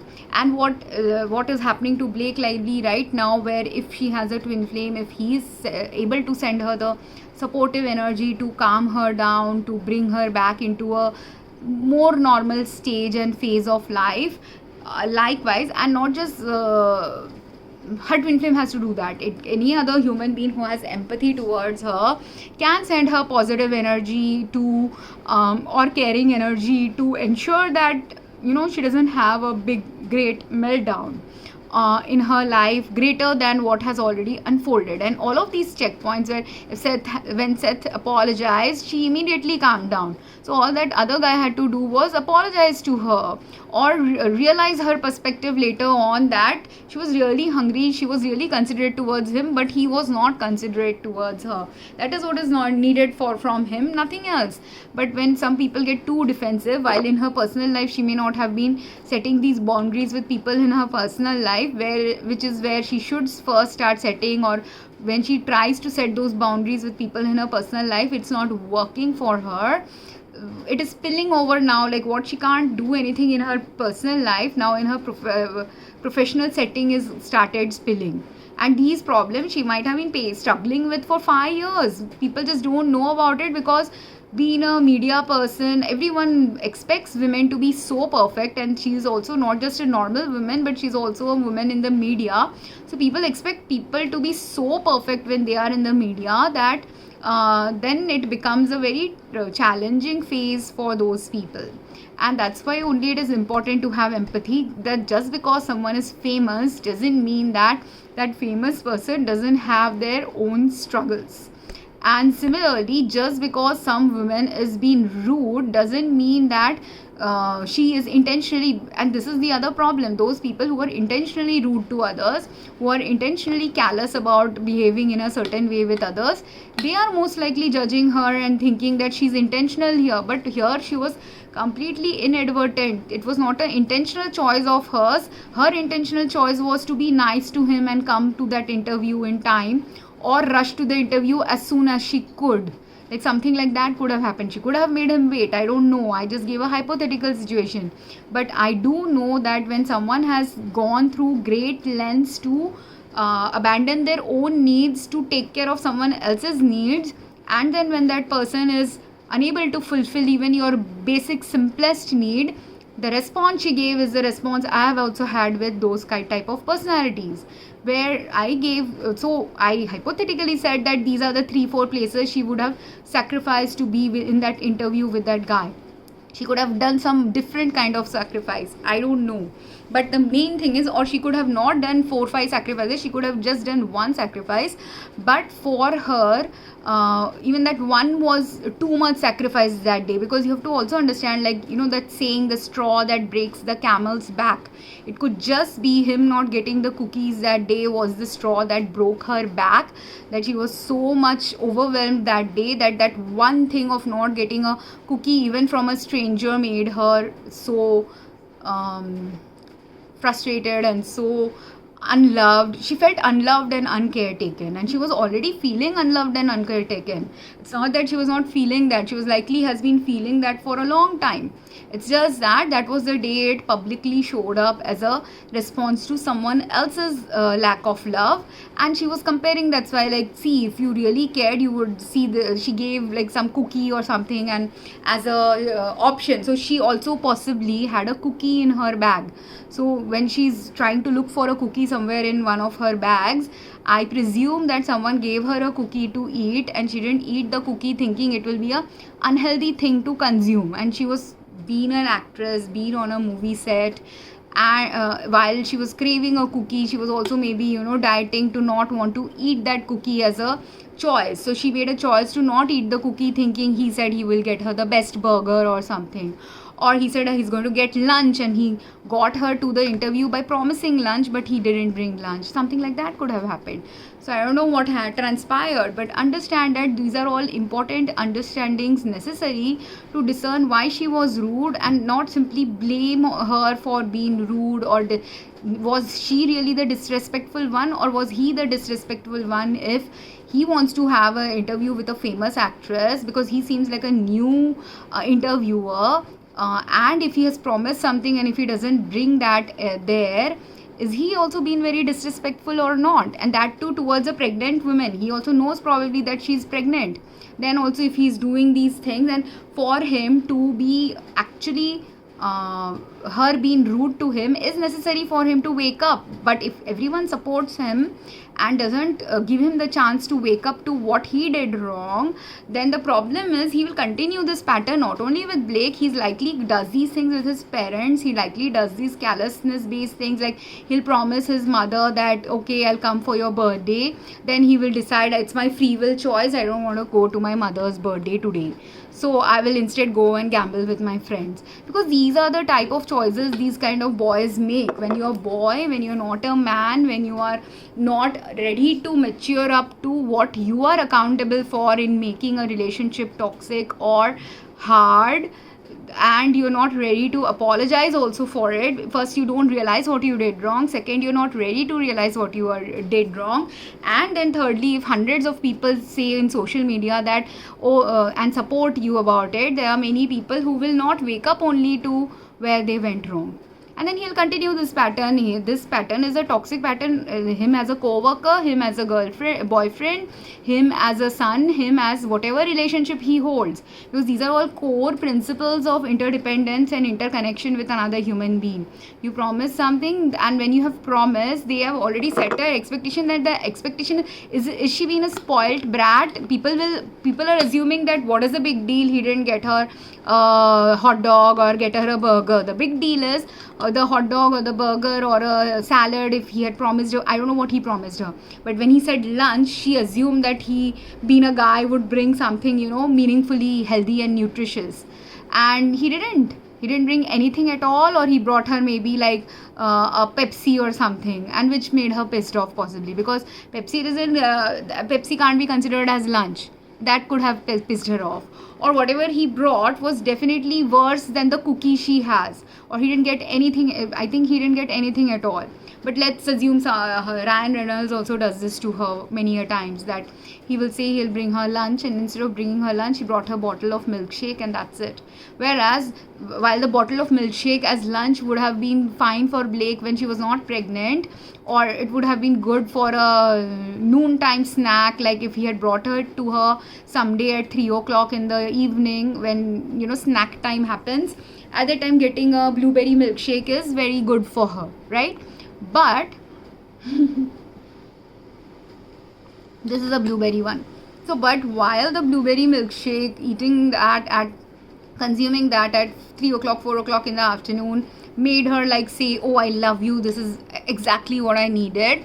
If at noon time she is asking for some meals, bringing her a blueberry milkshake isn't enough. He really needs to go and spend the time to buy some quality food, considering she is pregnant with his child, considering that she is his spouse, considering that they have been married for 8-10 years. If in the first year of dating, if someone brings you a blueberry milkshake, you can be okay with it. But if someone brings you a blueberry milkshake, and just that, when you're pregnant, when you're craving food, when you have been married to each other to know what is your favorite food, at least even if you don't know everything about your wife's favorite foods, should you have some idea about what are their favorite foods? So, and she likely had those kind of interactions in her home life, where her mother also possibly does that despite being her mother who has brought her up for 30 plus years, that mother still doesn't know where to set a boundary, how to provide support and comfort, because there are some parents who don't know how to provide support and comfort to their children. And while most people assume like everyone has beautiful mothers or good mothers or caring and caretaking mothers, not everyone has that. In fact, the reason why Blake is such a caring and careful mother also is because she likely has a very less caring and caretaking mother in her life. that is more likely than the opposite. And I hope this made sense. And okay, so this was about not Blake Lively, but it became about her. But like her, are there other ordinary women in the world who feel unsupported, where when they have a meltdown with their spouse or their friend, that their friend or the spouse doesn't forgive them, whereas you will see many a times those friends are doing many things for their friend, where for years and years whatever the friend asked them to get them, they have got them for the friend. Whatever the friend requested is the friend's boundary. That friend, like say there is friend 1, friend 2. Friend 2 is always, friend 1 says, I can't come on vacation, go on expensive vacations, you come to my home and visit me. So friend 2 always goes and visits friend 1, while she may have to take a train, while she may have to take a plane, while she may have to take off work for 3-4 days to visit friend 1, while she is traveling around the whole city for 2-3 hours in polluted traffic to go and meet her friend. Whatever it is she's doing, if the friend was in town, she was meeting like that. If the friend lives out of town, she flew out of town to meet the friend. And every time the friend had financial constraints or some other things, excuses that they are busy, this, that, she followed like that. Friend 2 did that for 10-20 years of their friendship. And this is one of my real life stories with one of my friends, that for 10-20 years I have done that. I don't meet her always, but every time I have met her, I have taken the trouble to go and meet her where she wants to meet, and for whatever things she wants to meet, for whatever settings and circumstances she says is a must needed thing, that is the only way we can meet. I have done all of those things. I have spent all of those monies. The time I had money to spend, the time I didn't have money to spend, the time when I went through near cancer level. Even then I pushed myself to go to an event just because I wanted to meet with my friends. I wanted to support my friend in her event. And also because why should I let a cancer or a disease bring me down? So if I had decided, if that day my health is good, I will go and attend the event. If my health is not good, I will not attend the event. So it turned out my health was good that day for me to be able to travel for 1 hour to the event. So totally for 3-4 hours I was engaged in that event, 4 or a little bit more than 4 hours, because I spent about 2 hours in that event. So that whole thing of where I took 4 hours, like being someone with cancer at that point of time, I was in such a status where even half an hour of moving out or half an hour of walking out in the sun for just getting vitamin D was impossible. Half an hour of going and doing grocery shopping was getting impossible for me to do, where half an hour of just going to the bathroom and coming back to my room after a shower was getting tough for me. I was going through 4-5 years of 2-3 years of that challenge before I met her on that day for her event. And they were in such a denial that you couldn't possibly have cancer just because I haven't yet got the cancer diagnosis. But everything related to pre-cancer symptoms, or actually 2 cancers, one pre-cancer and 1 real cancer being there in my blood reports. I know I had cancer. There was some glitch that was happening that caused that second cancer to not get diagnosed, but the first one was a pre-cancer condition already. And if I have 1 pre-cancer and 1 real cancer or near cancer level thing going on, and forget about the medical reports, if I am saying I'm not able to walk right now and I'm having a difficulty walking for half an hour also, or 1 hour of just staying outside the home becomes troublesome for me. There are many days in the last 4 years where even just 1 hour outside my home is troublesome, or maximum I can stretch myself to go outside or travel outside is for 3-4 hours. That's the maximum I can stretch myself to do something, when earlier I was more active than that. I have gone on trips where 8-10 hour treks I have done with friends, and despite having that level of capacity where 8-10 hours of treks I have done with friends, and 8-10 hours of work life I had, 12 hours of work life I had, where all I'm doing in that work life is standing and talking and walking constantly. Then also, if someone doesn't believe when I'm saying I have half an hour challenge of walking, irrespective of whether I got a diagnosis or not, I'm sick, right? It doesn't matter what diagnosis I'm going to get.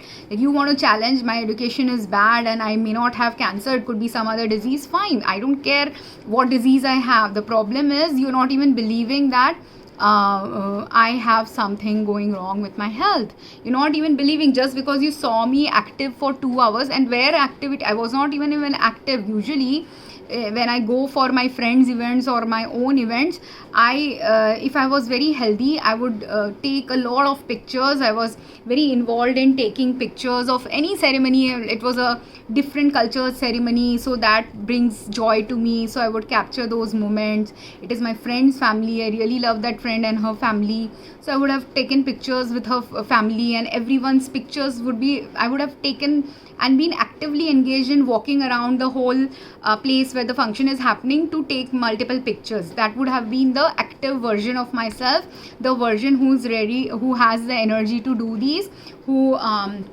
loves doing this. But despite all these being my past pattern of doing these things, I couldn't do it that day because I only had energy to speak. So I was just sitting in a corner with another friend and we were just chatting. That is all I did in that whole event. I just sat in the corner and chat with another common friend, and when our common friend came together, all three of us chatted for a while. But other than just verbally chatting, usually when I take a lot of pictures, usually when I'm able to do more socializing and other activities too, I didn't do any of those things because I didn't have the energy. So this thing, if someone cares about you, they will want to know about you, understand about you. But if they don't care about you, and when I said friend 1, friend 2, like I was the friend 2 who's going and doing all these things for friend 1. Friend 1 can't even give me the grace to admit that okay, you might have a disease. Secondly, friend 1 doesn't even respect the fact that I worked in healthcare for many years to know, even if a doctor doesn't give me diagnosis when I have some critical health issue going on and challenging health issue going on with me. You don't want to give me credit for that because I don't have a doctoral degree, I agree. But you have to still understand as a friend, right? You don't want to give credit that way because you hold the belief system that only doctors know better. That is your call. But if you also can't even provide support to the friend who's saying I am really in trouble, and can't even call them to ask, are you really that sick? Because I've been posting on these things in my Facebook page also, where she watches my Facebook posts as well. Never has she ever asked, are you really going through all these things? Did you really go through all these things? What are you talking about? I had no idea. That is what a true friend will do. A friend who really cares about you will do.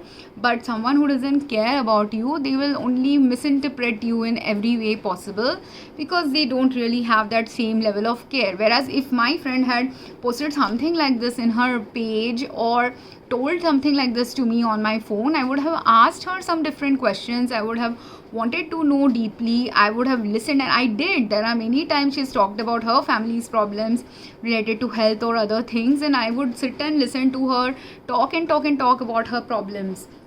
But she doesn't give that same grace. So this is where unbalanced relationship happens with people. And again, twin flames can experience this kind of life experience. This is also my karmic life experience. And when you are going through this karmic life experience, what will be happening in a body merge soul merge experience for a twin flame will be that if you are going through this experience of disappointment, betrayal, trauma, your twin flame may either go through something very similar, or your twin flame will go through something very divergent, because there are two types of experiences twin flames will happen. With twin flames, you will have many experiences of life where very many things are very, very similar in the way in which your life plays out. It will be like a very divinely guided coincidences that were happening. Meaning, if you are constantly doing many things for your friends, they don't do that many things for you. Twin flame also might be experiencing that.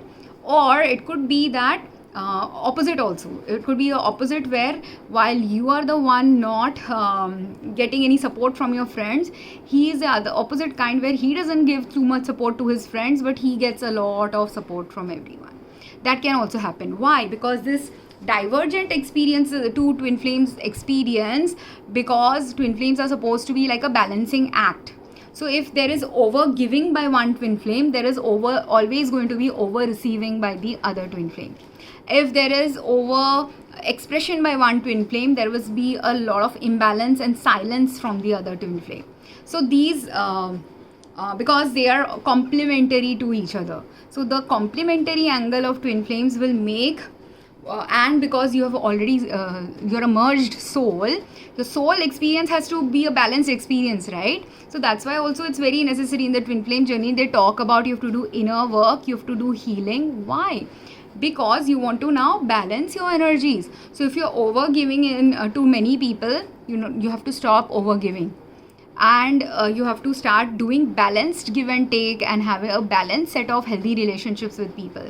Same way, while you are, as soon as you start balancing, your twin flame will also start balancing. So if you were over giving and now you balance into the right status of giving and receiving, your twin flame who was over receiving, he will go into now the balanced state of giving and receiving.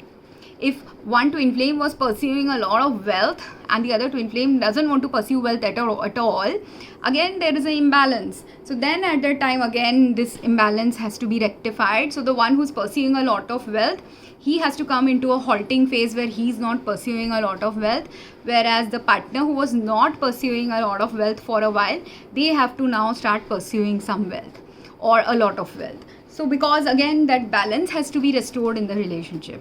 And that is one aspect of the balance needed in a twin flames relationship, where if you are in separation, you are not even leading lives together with each other, these things being on the twin flame journey will be unfolding for you in your 20s, 30s, 40s, 50s, until you realize you are a twin flame, until you realize the deeper implications of the twin flame body merge, soul merge experience and life experience journey's higher purpose to it. And then the parts where you feel the emotions of your partner when the partner is angry, or feel the happiness of your twin flame partner meaning counterpart, they are your divine counterpart. So because they are your divine counterpart and they are at the soul level the same soul, your soul, whatever you experience as a hurt is also your twin flame's hurt. Whatever you experience as a betrayal is also your twin flame's betrayal. So when the twin flame will realize that betrayal, when the twin flame will realize your hurt, when the twin flame will realize your trauma will be different. Like I realized my twin flame's traumas and hurts and things 10 years before he even shared those things with me. Whereas, or he hasn't even personally shared it with me, but it has been a energetically sharing of it has started happening. But I understood it, realized about it even before he shared any information, even before there was any body merge, soul merge going on with us. Whereas for him, some physical symptoms of mine he is experiencing after the body merge and soul merge, I believe. So I don't know, like physical symptom, health symptom, health challenge, life challenge, trauma of a challenge, soul level experience of something. Because you are the same soul, you will be experiencing that at different time points of your life when you may not be aware you were a twin flame. You were just experiencing something like I told you, like that guy in the beginning of the story, where if the guy in his 20s heard about twin flames but didn't explore too much about it or understand anything about it, but he used to, like, some days unusually start crying about something, and he didn't know, why am I crying today? And I have no reason to cry. I have a very good life. I am very grateful about the things I have in my life. Even then I'm crying a lot today. Why am I doing it? That is when you will realize. At that day you will not realize it. Like, let's say in your 26 years of age, you started crying unusually someday, and you didn't know why you were crying. But the reality was, because you were the same soul as your twin flame, could be possible that that day your twin flame was heartbroken by a cheating partner, and she was crying that day because she was heartbroken about a cheating partner. You didn't know that she's your twin flame. You didn't know anything about the twin flame journey. You didn't know anything about the body merge, soul merge. But in your 26 years of age, you had cried mysteriously without knowing why you were crying. Or your partner also may know, may not know. She might have been getting bits and pieces of information about twin flames over the years. She has also not realized the greater significance of any of this, or it has started to slowly unravel in her psyche that okay, or God has given her information slowly that this is what the twin flame journey is about. So maybe she watched a video about body merge, soul merge. So while he didn't know body merge, soul merge can lead him to cry someday, or suddenly one day he's extremely happy when actually that day his heart was broken, and he can't understand, my heart was broken, then why am I happy?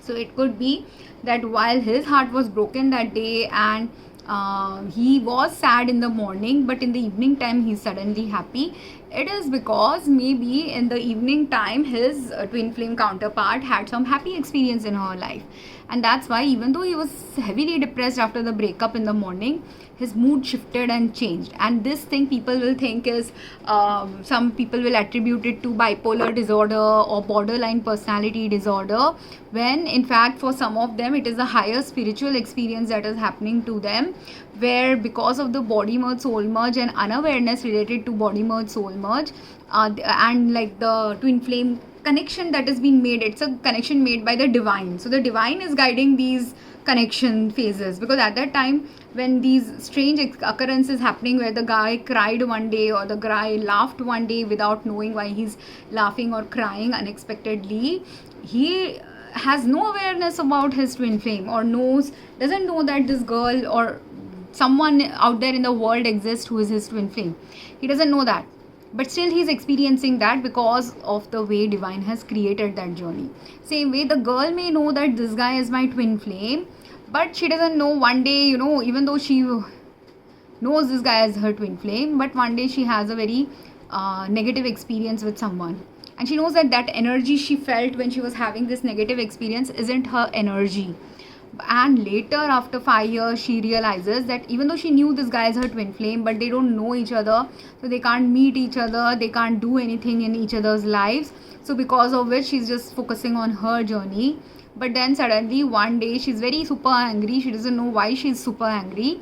Now it turns out that some energetic manipulation was going on, and it is possible, and when I said some energy manipulation is going on, it could be that someone who is jealous, someone who has found out that she is the twin flame of this ex person, and that person is interested in the ex person, God will use that karmic of that twin flame possibly to do some black magic, possibly to ensure that this girlfriend of the twin flame gets looked at as a crazy person or something, so that the twin flame will not meet her.